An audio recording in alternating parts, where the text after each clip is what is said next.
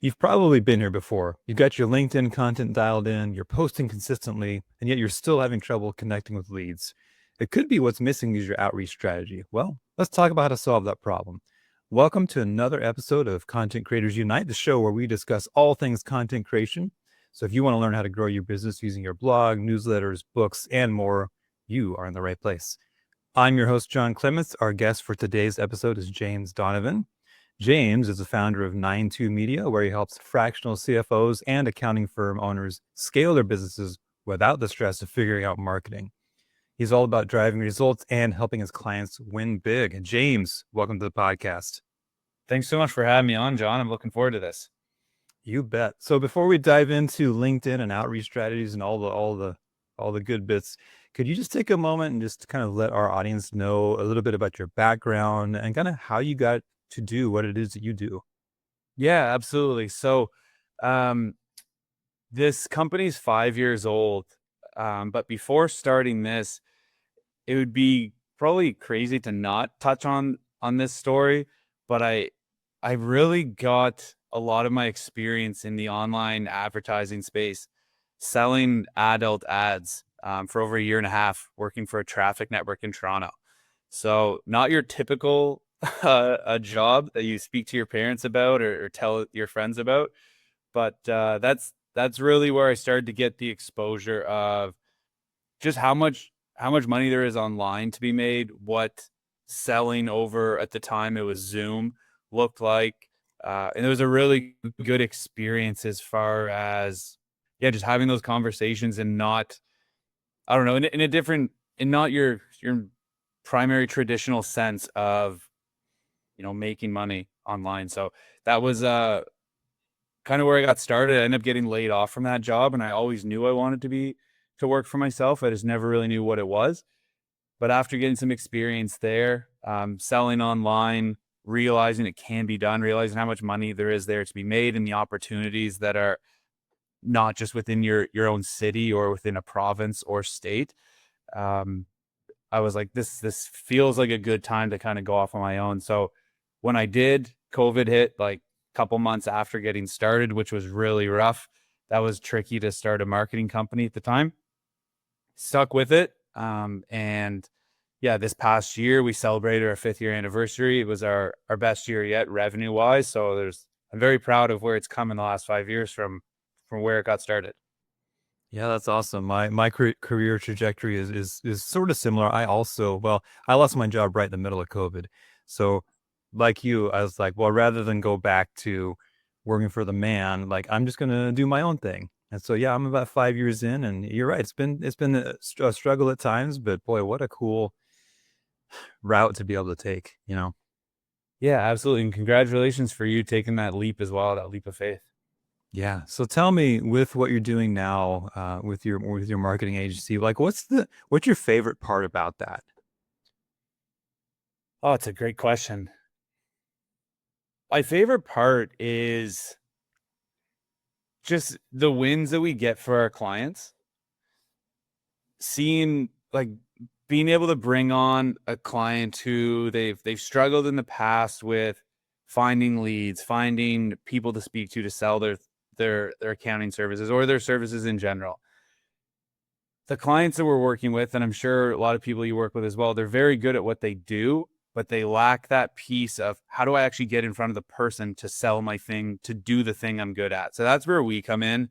We help on the front end to get them in front of people so they can be the expert and do the thing they're really great at. I get a lot of joy out of that when we see people get a new deal across the line and they're like, wow, this works. And they get super excited because they haven't had that before. That, and then now being in the position where we're able to provide jobs to others and hearing the feedback we get from team members and the joy they're getting from work and like the opportunities they're getting. I think ultimately just this was all created from an idea, and now seeing that there's ripple effects to it, that's where most of the joy comes from. Nice. And I love that you kept using the word joy and not, for instance, money. So yeah, we need to make money. We're in business. We got bills to pay. Money is important. But to do something where you have joy, wow, I mean, there's no amount of money that can, replace that. So that's amazing.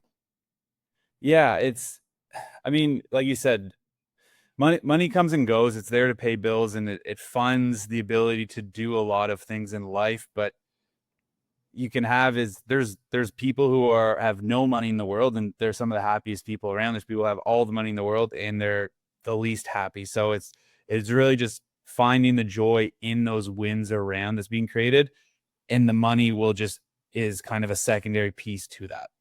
Yeah, totally agree. So I do want to jump into our topic for the day. So specifically, I wanted to have this conversation with you because I'm a guy who's on LinkedIn all the time, and so anytime I hear about someone who can help me be better on LinkedIn, I'm interested. And so first things first, as we kind of dig into to what you do, let's just talk about LinkedIn in general. So what makes LinkedIn such a good place to generate leads? Like, why wouldn't I just go to Facebook or X or whatever other social media platform is out there? LinkedIn is incredible because, especially in the B2B space, if we'll keep this like B2B specific, but from Facebook to LinkedIn, I love LinkedIn because the targeting that you can filter through Sales Navigator is top notch. The fact that it only costs $100 a month to specifically choose the exact type of profile you want to get in front of, you want to be connected with, and then that person is going to see everything you're doing unless they unfollow you is unmatched. Ads on Facebook work really well. You can pour a lot of gas on a fire, but I love LinkedIn because realistically, for about $100 a month and your time, you can get into automation, you can get into outsourcing it, but for $100 a month and a bit of your time, you can grow your network as large as you want, and you're going to have significant ripple effects because everything you do moving forward, everyone in your news feed is going to see that. Paid ads, as soon as you turn them off, that's it. Yeah. So actually, I'm glad you brought up Sales Navigator because there's these paid options on LinkedIn, right? There's LinkedIn Premium, there's Sales Navigator, and to your point, it's I mean only $100. That's kind of for some companies, who cares? For other, maybe a solopreneur, maybe that's a lot of money. I don't, it just depends on the person. But what are the specific values that you get out of that? And I guess another way to ask that question is, do I need to pay that money or can I get leads without using those paid services? Yeah, that's a great question. And I have no affiliation with LinkedIn, so this is not you looking for monetization from pumping the tires of Sales Navigator. Sales Navigator, yeah, $100. The way I look at it is, if you're looking to grow your business, it is a very low investment on a monthly basis, all things considering, to grow your network.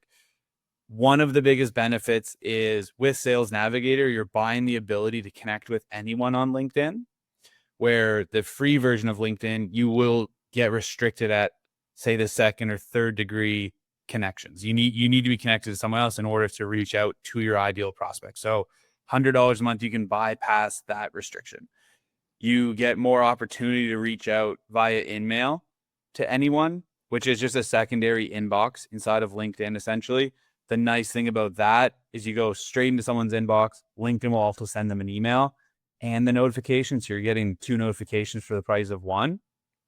The other piece that works really well, and we can get back to the messaging, but the other piece that works really well with a paid subscription on LinkedIn, you can see people have the badge anyways, but when you reach out to other paid users, those are essentially free messages, meaning you don't have a cap. So you get to message someone else who's there, they're paying to play. So you already know they're invested. So depending on what you're selling, it's a little bit of a qualifier that they have money or they're invested in growing. And then the last piece I'll touch on is their newsletter feature.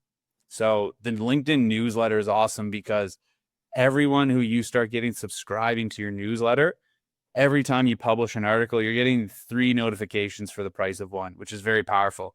LinkedIn will send a notification on the mobile app that John published a new article on XYZ topic. The desktop sends a notification, and everyone who's on your subscriber list is getting an email from LinkedIn.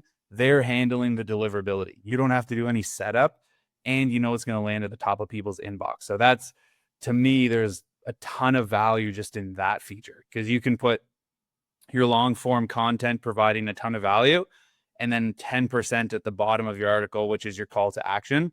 LinkedIn's going to deliver that right to the top of someone's inbox for you. Oh, nice. So I see what you're saying now. So it's the combination of you need to pay the fee, but you also have to do the work. So it's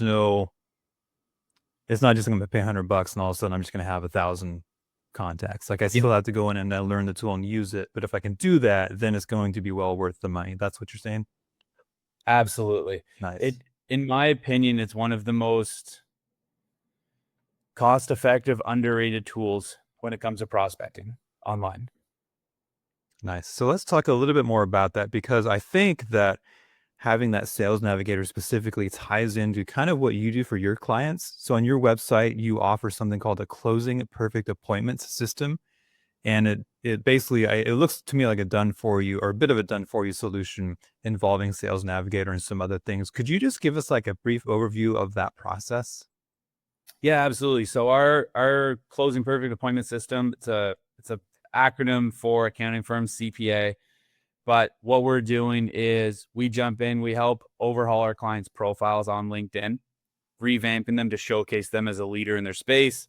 They're a thought leader, new cover photo, new professional picture, bio, about us section, all SEO optimized so that organically when people are searching for their fractional CFO services, it's going to help them climb the ranks. We produce a newsletter for them. Again, what we were just speaking about, it's all SEO optimized to help with their organic ranking, provide more value to all of their current and new connections on LinkedIn. And then on a daily basis, we're going through Sales Navigator.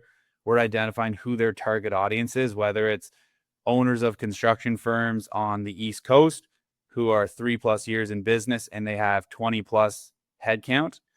And we're reaching out directly to those owners, founders, presidents. Then we're leading with messaging that is very short, but we're piquing their curiosity and we're leading with those pain points that we know that audience has. I think that's where a lot of people miss the mark on their messaging with LinkedIn. So rather than saying, hey, John, this is what I do, here's my link, let's talk, it's leading with the messaging. If we're going to say a construction firm, hey, John, when was the last time your CPA reached out to you and provided you with a tax reduction strategy? It's going to get you thinking about your current situation. It has nothing to do with us. That's what's going to get people responding back and engaging. The nice thing is once they accept your connection, whether they want to do business with you or not from that message, now they're inside your LinkedIn network and they're going to see all those articles that you're posting on a weekly or monthly basis, whatever your cadence is. Nice. So yeah, I believe also if I remember correctly, once you get a lead or a client who's interested, I think you guys also help to like set up the meetings and like and kind of coach your clients through how to even have those phone calls and do the follow-ups. Like I think that's all a part of it. Is that right? Yeah, that's right. So, and thanks for the reminder. I got a little carried away with the first That's part. okay. Once we get that lead, say on your behalf, we're picking up the phone and calling them as a representative of your firm, referring back to the conversation that you essentially have had with them on LinkedIn. We'll run them through some qualification questions to make sure it would be a good fit for you to meet with them, because we're not just looking to book appointments for the vanity metrics and waste everyone's time. We make sure they're a good fit. Once they are qualified, we run them through a series of reminders leading up to the appointment, all sent out on our client's behalf. Our client just needs to open the door and have that sales conversation with them. And then on the back end, we provide weekly sales training to all of our clients so they can maximize the opportunities that we are bringing to their door. Man, that is an incredibly valuable service. That is a ton of work you're putting in for these clients. That's amazing. Thank you. So tell me, so with that, I know you must have, well, I know you have stories because again, you've got testimonials on your website as well. So can you just kind of walk us through like what's your favorite example of like I helped or my company helped this company out and we saw these results and this was how they felt about it. Like, do you have a good story that kind of represents everything you just said? Yeah, there's a lot. Um, One of the ones I'm most proud of, there was a firm we worked with for about a year and a half. And within, I'd say, the first year of us working together, I knew we were bringing in fractional CFO opportunities for this client, and he was, to his credit, very successful already before working with us, and already knows how to sell. But he was looking for more opportunities or some higher quality opportunities. Like, our strategy will never blow the doors open with the amount of leads we'll send, but we can send quality leads because people are engaging. They actually have a need. He was closing deals anywhere from $2,500 a month clients to $7,500 a month and anywhere in between. And it seemed like it was more often than not the meetings he was having. And when we got to the end of our first year working together, we were just adding up some of the numbers, and he let us know that we've actually helped him bring on about $250,000 of new revenue just from the last year of working together.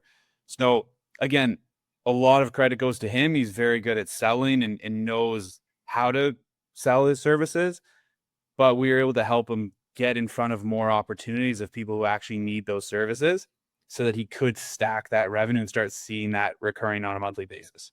Yeah, and that's a key point, I think, because if I'm hearing you correctly, and from what you've explained, your process that you do, it kind of it doesn't matter if you don't know the first thing about selling or if you're already an expert. Like, you provide value to literally anybody, anywhere along that continuum. Yeah.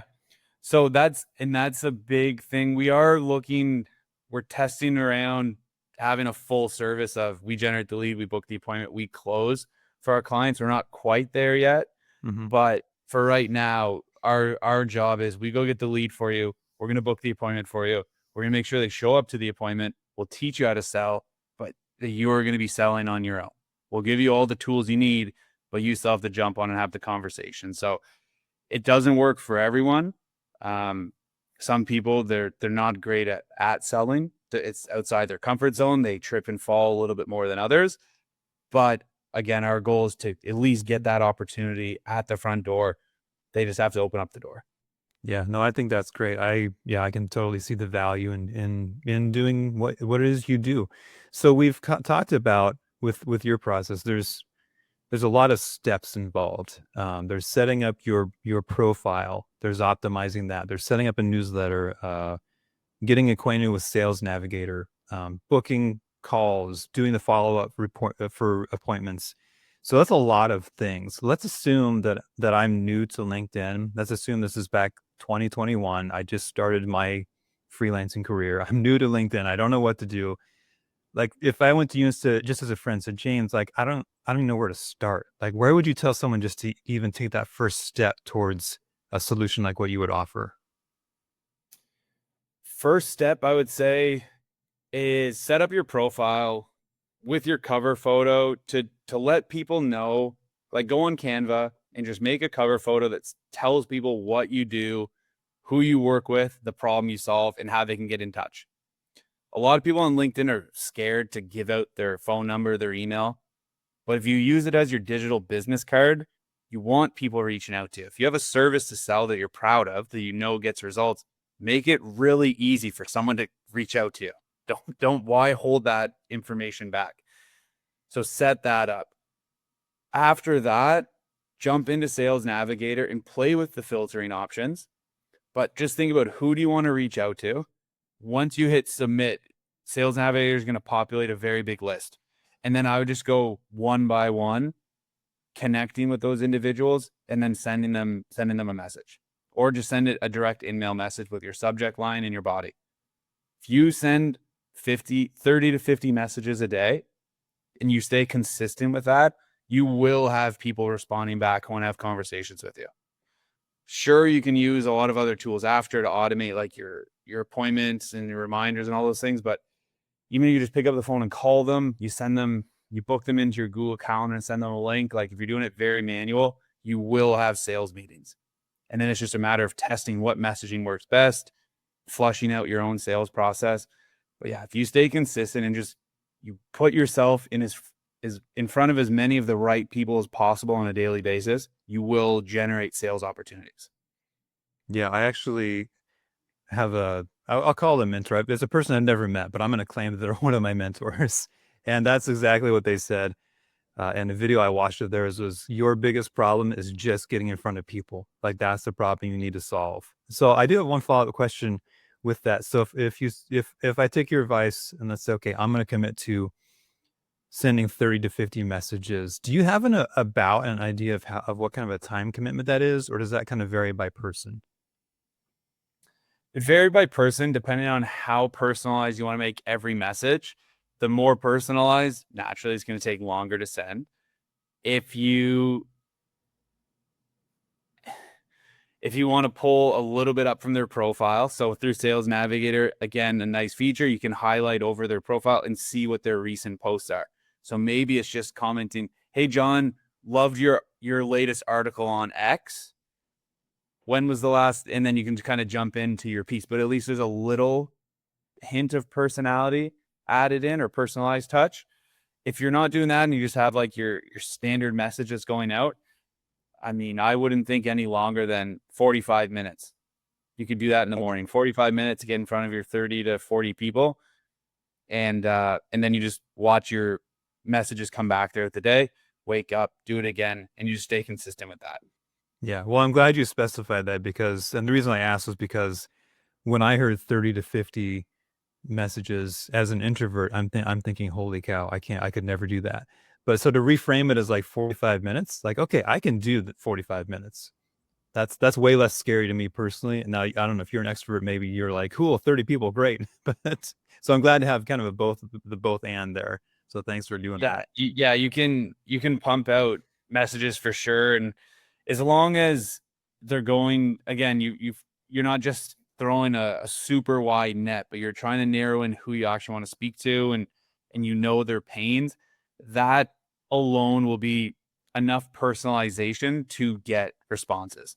But if you're just reaching out to anyone on LinkedIn and you're trying to ram your service down their throat, it's not going to work. So yeah, there's a couple of different ways to go about it. Just depends on how much time you want to spend, how personalized you want to make that message.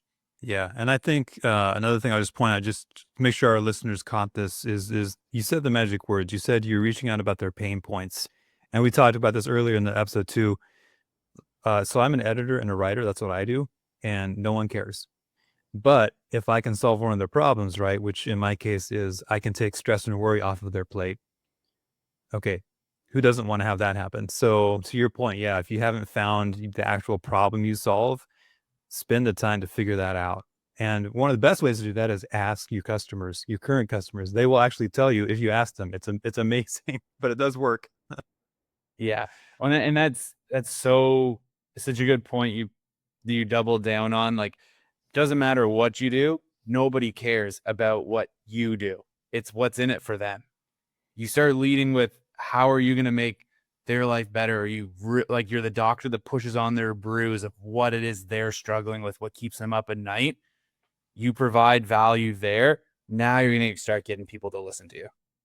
Yeah, and I know that if someone were to call you and come on board as a client of yours, I know that's something you would stress with them because you've talked about it. So, for anyone out there who's on the fence, there you go. There's more value that you're going to get from James.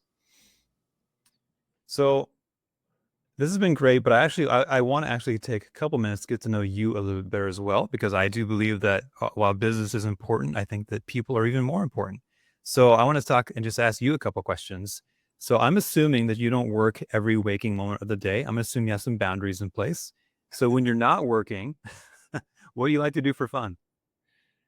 Well, we were speaking with this like a little bit just before you hit the record button, but I'm actually in Mexico right now for the winter, which is I've been doing this for a couple of years now, so I really enjoy traveling, experiencing different areas, different cultures. And I'm getting ready, I think in about 10 days or so, to fly down to Medellin for about 10 days before coming back up to Mexico City. So yeah, when I'm not working, I like to go out, hang out with friends, meet friends in new areas, and just explore different cultures, different countries. That's a big part. Um, yeah, and then in the summer when I'm home, golf's huge. Love to be out on the golf course. Nice. Is there a particular, so you're in Mexico right now, I think. Is there a particular country or region or city that's your favorite place to go travel to? I would say since starting my business in the last couple of years, coming down to Mexico has been my favorite. It's close to home. It's it's not a massive culture shock. I love the food here. There's I can push myself to try and learn more Spanish. I'm not there yet. I should know a lot more probably for how long I've been coming back, but you tend to gravitate sometimes as well to the other Canadians, Americans, Europeans who are traveling. But for the work we're doing, um, with it being my business, I think being able to go up and down like North, Central, and South America works really well. So your time zones don't change too much. Whereas if you're going over to Asia, it'd be really hard, I think, to still operate with Eastern hours. You'd be working, more difficult hours to make that work. So staying in North, Central, and South America, you can kind of get best of both worlds. You can still work, collect your paycheck, and see other parts of the world. Nice. And then you said you're going to Medellin in a few days. Yeah, Oh boy, my geography is terrible. Can you remind me where that is? Is that Colombia? yeah, in Colombia. All right, cool. Nice. Well, that's cool. So along with that, so you've done extensive travels, you've grown your business from scratch. I know there's more about you that we didn't even cover, but what is one piece of wisdom or like a life lesson you've learned throughout your journey? It could be work related, could be life related, that you could share with our audience to help them just be better people. That's an awesome question. I would say to not get too high and not get too low. That's been one of the biggest game changers for me as a business owner and as an individual. But there would be such massive swings of we signed a new client and you see Stripe go off and you're so excited and you feel like, all right, I have all the money in the world and this is incredible. And then maybe the next day somebody leaves. And then you dip all the way down to this is never going to work. I'm going to lose everything I have. I'm going to be on the street. So just finding that balance. And yes, you can still celebrate and enjoy the wins. Of course, that's super important. But when something that doesn't go your way happens, like, that's okay. Let's just trust the process. Let's keep doing the things that's got us here. And that this isn't going to be that big of a deal. So that to me has been obviously something I'm still working on improving, but it's come a long way from when I got started 5 years ago. The swings and just kind of taming that emotional roller coaster are significantly more balanced now. Yeah, my last several weeks were a roller coaster, and I was saying the exact same thing. Okay, don't get too high, John. Don't get too low. It's not as bad as it seems. It's not as good as it seems. So yeah, but like you said, that's always a battle. You got to always kind of work at that. But that's super important. And it's hard, especially when things feel like they're going so well and you can't be knocked off your pedestal, but you will, and you'll be humbled. But just as important when it feels like the walls are caving in, everything's burning around you, like, okay, go for a walk, zoom out. It's really not as bad as it may seem. And just take a breath. So it's hard, but that would be my one piece of advice. Yeah, that's excellent advice. So James, you've obviously provided a ton of value to your clients. I'm sure there are people who are going to listen who are going to say, I want to get to know James better. I want to figure out how he can help me. Where can people learn more about you? I'd be crazy to not say LinkedIn. So it can be found on LinkedIn, or you can go to our website, 92media.com. So NINETWO media.com. Those would be the two spots, I would say. And I would love to continue a conversation with anyone who wants to pick it up. Cool. And we will be sure to have all the links in the show notes below, so you can just click right there and get to them. And I think at least on one of his websites, I know you can just book a meeting right away. So go and take advantage of that. So James, again, thank you so much for coming on. I've loved learning about LinkedIn and learning about the value you provided. And yeah, just thanks for coming on, man. Thank you so much for having me, John. This is awesome. Yeah, and so if you, our listeners, enjoyed our discussion today as much as we did, be sure to subscribe so you don't miss out on any future episodes. I bring on the best guests I can find, just like James, to just bring you all the value that they have to offer for absolutely free, and then you can connect with them afterwards, and it's a wonderful thing. And so with that, have a great day, and we'll see you next time on the Content Creators Unite podcast.